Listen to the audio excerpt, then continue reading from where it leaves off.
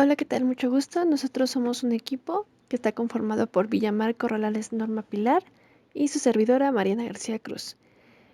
En esta ocasión vamos a hablarles sobre el tema de supernodo y supermalla que se encuentra en la asignatura de teoría de circuitos impartida por el profesor Raúl Ortega Martínez en el Tecnológico Universitario de Valle de Chalco.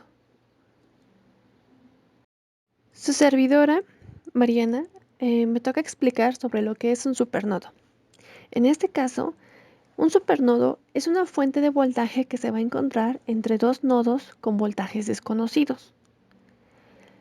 Como podemos ver en el esquema, nosotros tenemos dos resistores que se encuentran en paralelo. Sin embargo, en uno de ellos nosotros encontramos una fuente de voltaje.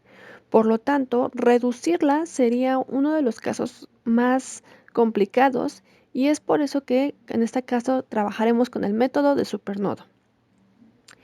Cabe mencionar que puede aplicarse para fuentes dependientes e independientes de voltaje.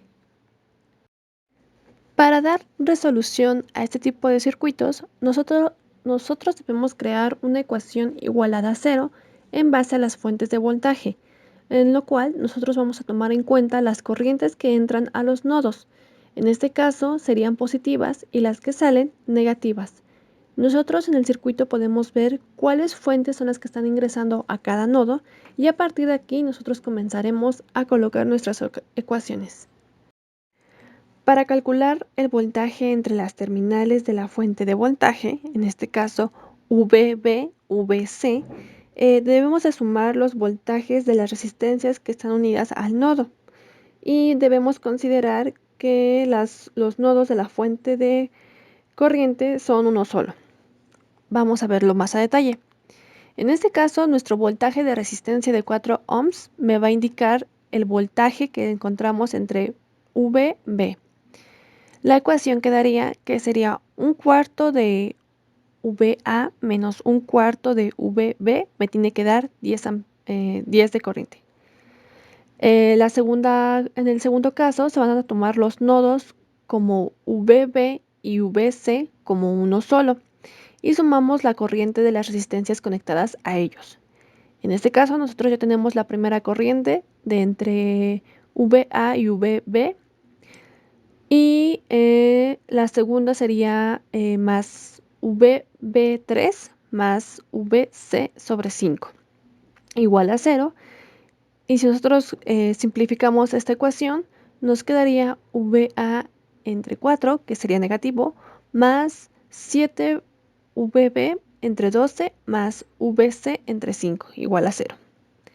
Y al final, nosotros debemos de saber que la combinación de los nodos de entre VB y VC son 0, por lo que requerimos una ecuación adicional y que va a involucrar a las tensiones que afectan a la fuente.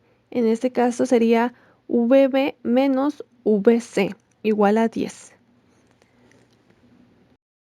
A partir de mi análisis anterior, nosotros nos vamos a dar cuenta de que nos contemplan tres ecuaciones. Por el método que nosotros busquemos, podemos resolverlo por sustitución, ley de Gauss, ley de Cramer, igualación, entre otros. Al final de cuentas se van a obtener los siguientes datos o resultados. VA será igual a 62.5 voltajes, VB igual a 22.5, VC igual a 12.5.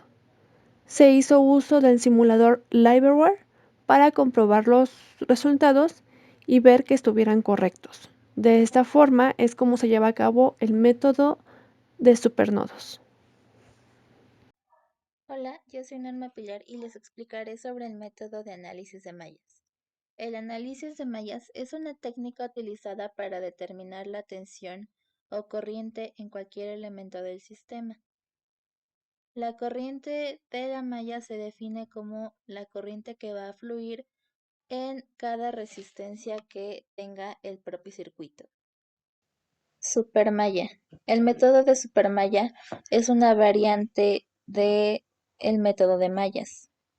Este se aplica cuando en el circuito vamos a encontrar una fuente de corriente que se encuentre entre dos mallas que sean importantes para resolver dicho circuito.